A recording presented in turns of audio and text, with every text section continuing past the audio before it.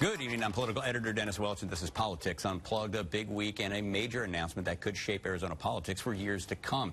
Arizona Congressman Trent Franks announcing his resignation and makes it immediate. And we'll have the latest coming up on that in just a little bit. But we start tonight at the Arizona State Capitol, where 4 lawmakers say House Speaker JD Mesnard needs to apply the rules equally when it comes to members accused of wrongdoing. This after Don Shooter was removed from his leadership position after he was accused of sexual harassment, but 2 female lawmakers accused of inappropriate relationships have stayed in place. And some say that is not fair. And joining us right now to talk about that is state lawmaker Maria Syms, one of the 4 female lawmakers who sent a letter to Speaker Mesnard asking him to remove Rios and Michelle Ugenti-Rita from their leadership positions. Both just wanted to talk to you about that. What made you decide to send that letter to the Speaker?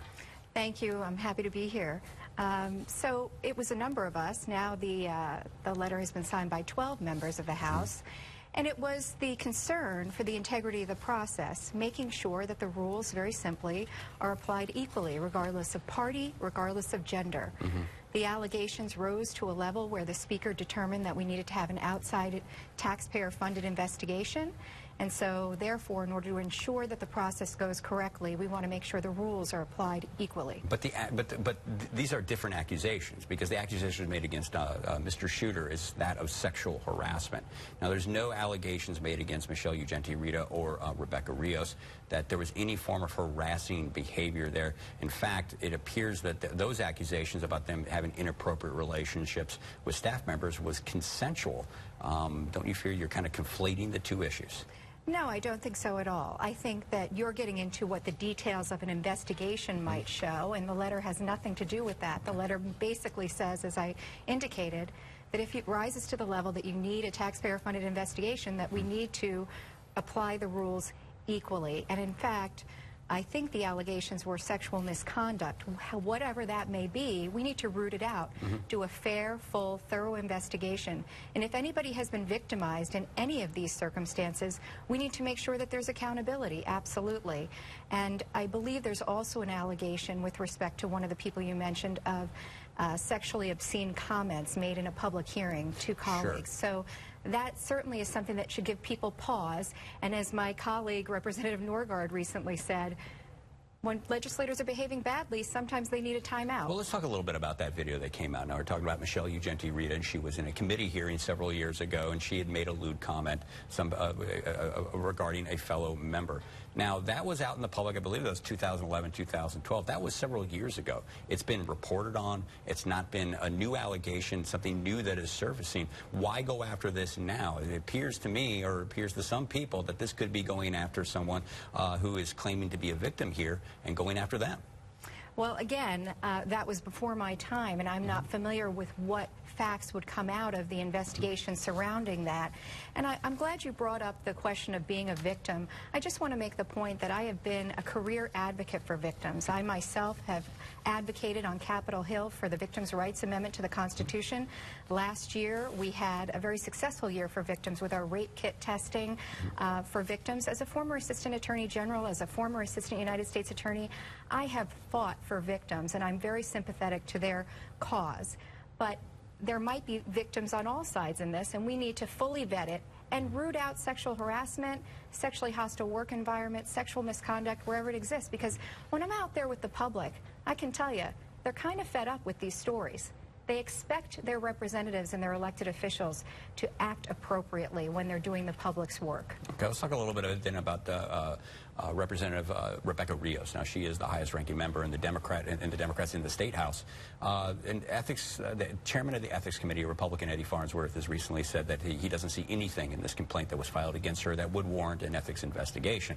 Where are you on that? I mean, do you think then she should still be removed from her leadership position at this point? Not at all. The process worked, and Mr. Farnsworth conducted, or we had an outside investigator. Mr. Farnsworth looked at that investigative report, and the Ethics Committee made a determination. And I support whatever due process the Ethics Committee went through and what their determination is. I have no reason to question it. And so how has this changed? Do you think this is changing the culture at the state capitol then in a good way? Because, you know, privately some people have been telling me that, yeah, people are starting to change their behavior. They're starting to recognize and be more cautious about how they act, what they say in front of people. Well, I think it's long overdue. And like I said earlier, the public is not going to withstand their elected officials behaving badly. And we're at a watershed moment in our country. And this is an opportunity for the House. I would like to see the Arizona House be an example to the rest of the country of how we can act appropriately, how we can reform our rules to make sure we're not creating a sexually hostile work environment. We're not creating circumstances that would give rise to sexual harassment claims. I hope to work with the Speaker and leadership and my fellow members in order to do that. So moving forward then, what do you think needs to be done to tackle this issue of sexual harassment? I think number one, I'm sad to say we actually need a code of conduct that talks about what do we want to do with respect to staff relationships with representatives. When I talk to the people out there and I ask them, do you think a representative should be engaging in sexual relations with staffers? They say absolutely not. Sure. We're down there to serve the people. And the people do not want representatives down there serving themselves. Okay, so are you going to continue then at this point then to ask the Speaker to remove Michelle Ugenti-Rita from any of her positions of authority? I think the letter stands and it speaks for itself. We now have 12 members that have signed on to it, and the Speaker has said that he will take it under advisement, and I think that's fair, and we'll wait to see what happens. Oh, no, continue, please. And I just want to add, I didn't want to finish this without talking about how important this discussion is and how it led to legislation that we're now considering that I introduced last week about confidentiality agreements to close the sexual predator loophole so that we can stop these predators from going on and victimizing others. And it's an important conversation to have. And, well, let me ask you then, as a female lawmaker down at the Capitol, have you ever been in a situation where you felt uncomfortable, that where you were harassed or somebody had made lewd, inappropriate comments? Certainly nothing that would rise to the level where I would make a complaint or a report, but I've been asked this many times, and I would say this. I'm a woman who's had a 25-year career in law and in public service, and I think you'd be hard-pressed to find any woman with that kind of track record who has not experienced some form of sexual harassment in her career. And how do you think your leadership, as House Speaker Mesnard and those, how do you think they are handling this issue? I'm very encouraged that Speaker Mesnard answered the call to have a codified written sexual harassment policy. I actually worked with him. Other houses across the country have their own sexual harassment and sexual misconduct policies, so we've implemented one. I think it's a good start. I think we need to do more. For example, the Florida State House has a code of conduct about sexual relationships between members and staff, and they say it's off limits. All right. Well, that's all the time we have for this segment, but thank you very much for joining us here. But we do have more coming up on Politics Unplugged. Just ahead, 3 lawmakers in 3 days call it quits amid accusations of sexual harassment. One of those, Arizona Congressman Trent Franks, why he is leaving and how that could shape Arizona politics next. But through it all, the president stands behind a candidate accused of preying on young girls. Will Roy Moore be the last man standing? Here on Politics Unplugged. From rolling to running. When it comes to tradition, college football always dots the I's and crosses the T's. At the PlayStation Fiesta Bowl, our traditions are making memories and giving back. With help from our fans, the Fiesta Bowl organization has donated over $10 million to Arizona nonprofits in the past 7 years. Join the tradition as Washington faces off against Penn State at the PlayStation Fiesta Bowl. Thank you for calling Lerner & Rowe Injury Attorneys. Thank you for calling Lerner & Rowe Injury Attorneys. Thank you for calling Lerner & Rowe Injury Attorneys. Hurt in a wreck and need to speak to an attorney? We're available 24/7. Get the help when you need it right now. I'm Attorney Kevin Rowe. 977-1900. Tired of the busy holiday schedule and don't have time to shop for flooring? Eliminate that holiday anxiety and call Express Flooring to get fast, free in-home shopping and installation before Christmas. That's right. Installation before Christmas or it's free. Plus savings up to 68% on carpet, tile, laminate wood, and vinyl plank. It's all backed by our free lifetime installation warranty. Call the local flooring experts today. Express Flooring is the best. Call 800-EXPRESS.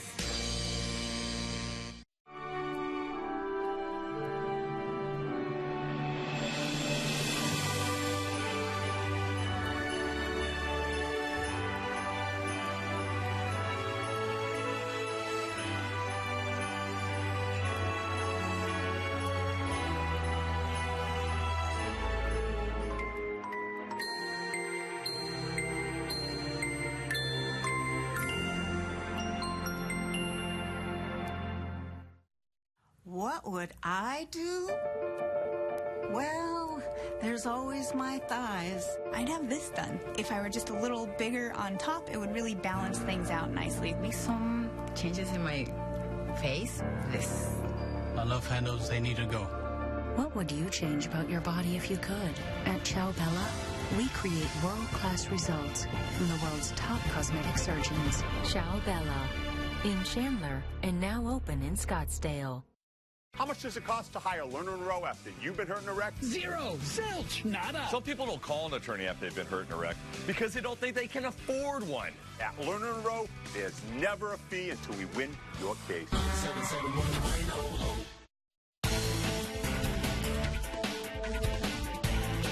And welcome back to Politics Unplugged. And tonight's hot topic is Trent Franks calling it quits. Joining us now for a closer look is our partner from FirstStrategic, Marcus Dell'Artino, and Democratic consultant Catherine Alonzo. Thank you both for being here. And Mr. Franks' announcement late Thursday afternoon seemed to take everyone by surprise. Had any of you heard anything in the rumor mill that would lead you to believe that this was going to happen? Marcus, we'll start with you. I don't think there's any way you could have predicted that yesterday this was going to happen. But certainly, look, rumors have plagued him for years in his time in Congress, and certainly those rumors peaked when he was thinking about running against Jeff Flake for the U.S. Senate. The rumor mill got pretty hot and heavy, but it had died off significantly, and I don't think anybody predicted this bombshell, if you will, that came not only Thursday, but also on Friday.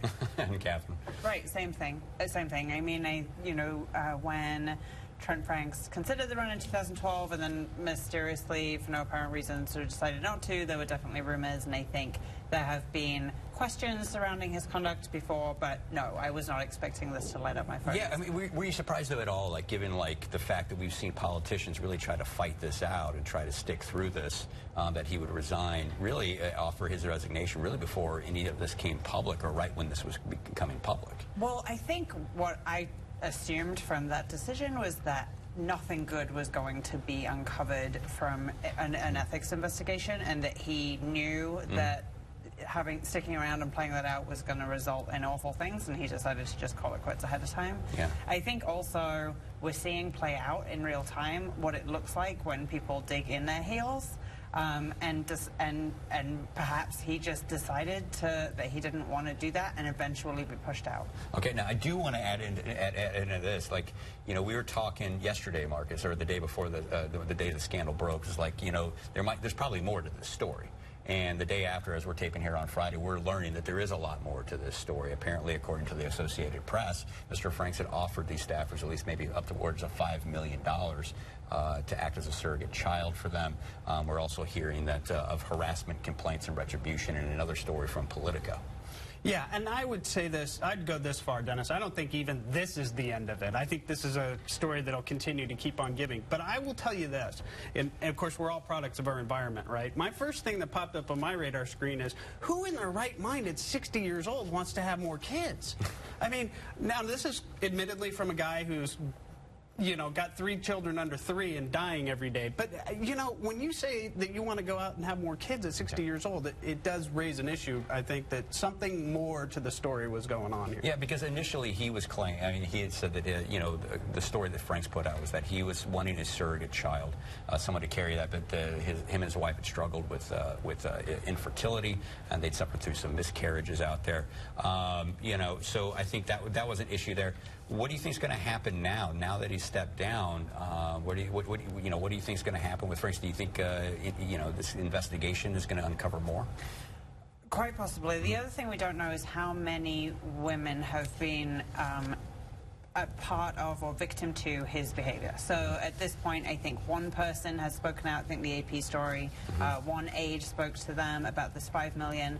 But as we've seen in the other accusations, once one person steps up and speaks out, it opens up the ability and makes it sort of safer for others to do the same thing. So Trent Franks has a long career in elected office. There could be many other people who come out and share stories and share details. Yeah, let's talk a little bit about that. Now that this election is effective immediately, what's the process that happens now, Marcus? Well, the governor's office is meeting as we speak to kind of come up with the dates. I'm sure they're working hand in hand with the Secretary of State's office, but it looks like we'll be doing a special election in March, most likely, and then and that would be the primary, and then you'd move on to a general election April, likely. And then, remember, you have to run again in August for the actual regular term, so that would be back to your regular scheduled primary in August, and then off to your general election in November. This is going to be a pretty expensive few months in that district. That being said, it's a safe Republican seat, so that August and November elections will be, a little easier. The next, I would think that the primary is going to be very, very interesting to watch. Yeah, and Catherine, let me ask you about this thing, because this has historically been just a really dominant Republican district. Is there any chance, because in light of these allegations that come out, that Democrats could compete for the seat in the general election out there in the West Valley? Anything can happen in politics. I think what is interesting, whenever there's a surprising shift like this, is the trickle-down effect. So people who may be in other offices leave those offices and decide to run, and that could create opportunities for Democrats and could create some open seats in places that we haven't expected to be open. And so anytime something like this happens, I'm always interested in the sort of ripple effect and what that can mean for the wider community. Excellent. And now I see you've got a list there of names on this. Now I'm assuming this might be a list of people you're hearing who could run for this seat. Because these open seats don't come around very often. This is the short list. There's actually... who are some of the top candidates that you're hearing that could be running for this seat? So State Senator Steve Montenegro is in. State Senator Debbie Lesko, I believe, is in. State Representative Darren Mitchell is in. Mayor Jerry Wires is thinking about it. Clint Hickman, Maricopa County Supervisor, is thinking about it. Bob Stump, the former CorpCom commissioner and legislators, in. Kimberly Yee possibly could change her plans to run for treasurer. And then Phil Lovis, of course, former legislator, now working for the Small Business Administration. I thought he was appointed to the Trump administration. Wanted an appointment to the Trump administration. He is, and definitely interested in seeking this West Valley congressional seat. And I think you might be headed in this direction, but as a Trump appointment, then does Trump weigh in on this election, and how big does that play into the campaign? And let me ask you, this is such a quick turnaround. What's it going to take to win a race like this? I was just thinking that. I mean, it's essentially January. You kind of lose the next 2 weeks to people celebrating the holidays, and so it's a 10-12 week process to build everything. So, the advantage will be to people who have the highest name ID already and have the strongest reputation, people who already have money raised and money in the bank. I would think anybody already running for office who's going to switch has an advantage because they're already in that mindset. They already have a team assembled. The question will be what advantage is given to a female candidate in this kind of scenario versus a male candidate? And who do you see as the top favorite, at least amongst the Republican set? I notice all those are Republican names. I literally can make an argument for every single one of them, no doubt, based on but state lawmakers may have an issue because they're going to have to wait until January until they could step, because they would have to resign if they run for this office before the end of the year, correct? No. Actually, we've changed the resign to run laws, which makes us a little bit more interesting. Let me give you an even more bizarre scenario. These people who are in the legislature run for this office, lose, but still have plenty of time to go gather their signatures to go back to the Arizona legislature and win their old seats back. It's truly a crazy and chaotic time in elections. Yeah, and so you're saying it's going to take 10-12 weeks just to even set this thing up. Any other candidates that you're hearing from your side that could be running, that could maybe make a pretty... For the congressional seat? For the congressional seat. There's a Democrat who's already running against Trent Franks, Harold Tenpenny, who's a fantastic candidate. Phenomenal, very, very impressive background, strong record in the district.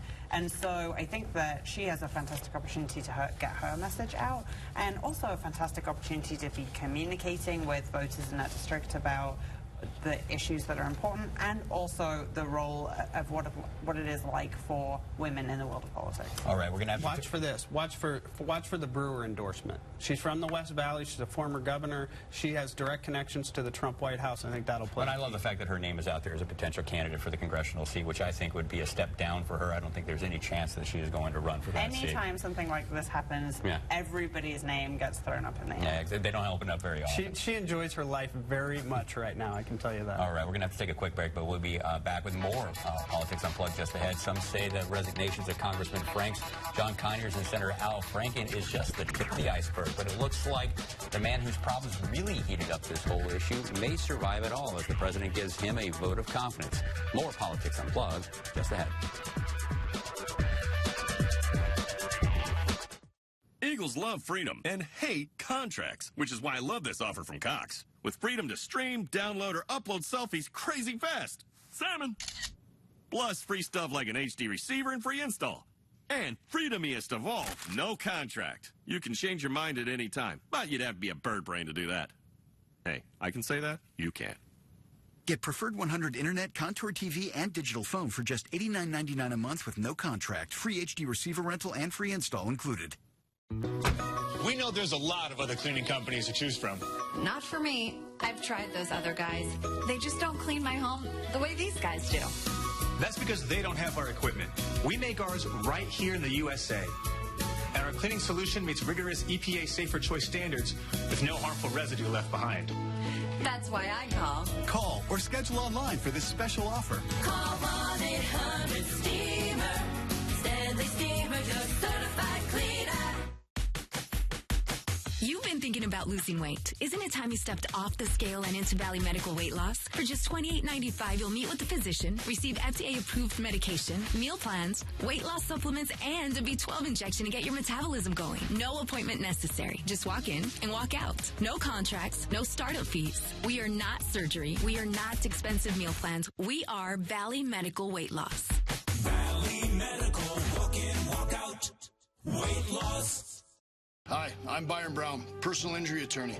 How do you know if I'm the right guy to settle your claim? Because I got this scale thing? Nope. Because I have all these law books? Nah. Because I'm wearing this fancy blue suit? Bull. I'm straight to the point. I'll answer your call. No BS. I'm the anti-lawyer lawyer.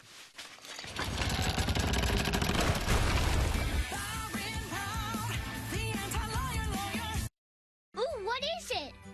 Awesome, Hi, it's Royal Norman from 3TV, Arizona's Family. Help to make the holidays a magic time for all kids through Arizona's Family Christmas Angel Program. Find an angel tree at one of the 14 Valley shopping malls. Pick a tag, return the new unwrapped gift, and earn your wings, bringing joy to a child in need. Christmas Angel is sponsored by your local Taco Bell franchisees. Thank you from 3TV, Arizona's Family.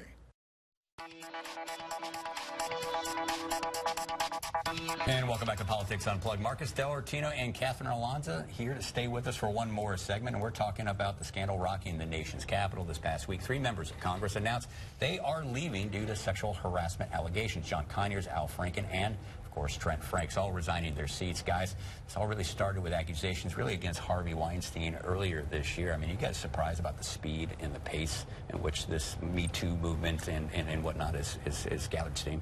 Yes and no. If you'd have asked me around when Harvey Weinstein scandal first broke, I would not have predicted this. At the same time, it in no way surprises me. I think that sexual harassment, unfortunately, is really endemic in every industry. I think it cuts across Hollywood and politics, certainly, but I actually think there's not an industry it doesn't touch. And that my hope is that this starts to really change some of the ways that we work together as men and women. Yeah, do you think this is like somehow endemic, at least when it comes to the nation's capital, like the institutionalization of this type of thinking? Well, certainly that's been its reputation, right? Ever since we were kids, it was, you know, congressmen just go up there to drink and screw around and, you know, sort of that's what we've come to think happens. The reality is quite different, and I think you've just got a series of bad actors in there. But I think that it's easy when you are away from your family for 5 days out of the week, if you're lucky. Some of them just move there. If you're an Alaska congressman, you've got to figure out if you're moving your family there or not. That separation in a Potomac fever type of environment sort of unfortunately breeds this sort of behavior. And there's, with some people, I should say, I don't want to cast the whole Congress in that light, but you know, clearly it's led to some problems there. And to your point, this has been a powder keg issue for a while. What I read about the speed of which the Me Too movement is moving is that people were were quietly frustrated, and this Weinstein issue opened the door for them to be able to do something, finally, that they felt like they could do something about it. I think it's partially also the election of President Trump, because I was having a conversation with my husband about, do you think if the Billy Bragg video came out now in this context that Trump would be president? And he said, well, do you think that if Clinton was president, this would be happening? And it's a good question.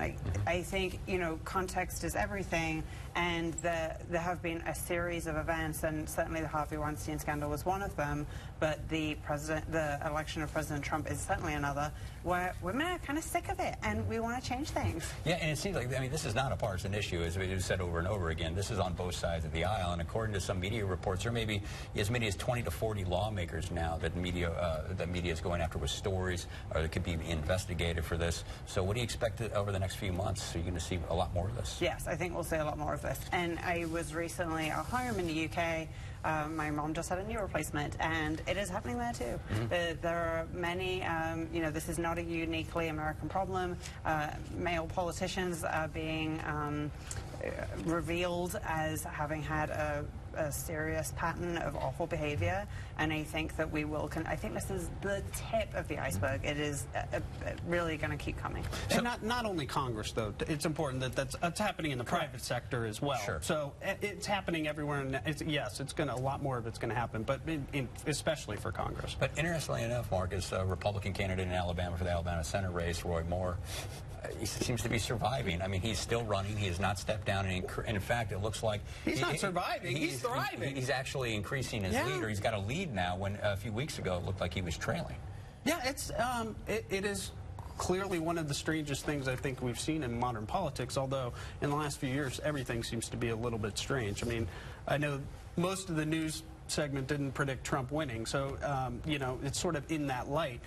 You know, what happened was when these allegations came out, I mean, this sounds terrible, but it was too early, you know, frankly, and it allowed time for people to start to blame the media, and that's really what's happening here at the end of the day. They're blaming the media, that there's some sort of conspiracy out to get them. And the story keeps breaking. Today, or recently, it's come out that she actually did alter the yearbook. Now, she didn't alter the signature, she didn't alter any of the things, but she made some annotations in it. But that's led to this credibility issue that is sort of plaguing but there are many more accusations than just one woman with the yearbook, and there are many credible allegations. And I just want to ask you, I mean, what's the message you're taking from all this when you see the president still getting behind him now? It looks like the National Republican Party is starting to pump some more money into that Alabama race behind Roy Moore. Yeah, I mean, I think, you know, Trent Franks and Al Franken stepped down. They resigned. And so, and also in the aftermath of the horrific video released of the president last year, he was still elected. So, you know, I can't account for other people's choices and decisions. And I think that unfortunately in politics, it becomes very partisan. And I think the issue doesn't always get the lens. So let me ask you, we've got about 15 seconds here remaining. Al Franken, Democrat senator, did he do the right thing with resigning when he did, or should he step down sooner? I was very glad that he stepped down. I think, yeah, I mean, I think he resigned. Regardless, he resigned, the timing of which is irrelevant. All right, well, that's all the time we have for Politics Unplugged tonight. Be sure to join us next week for more Politics Unplugged. Good night.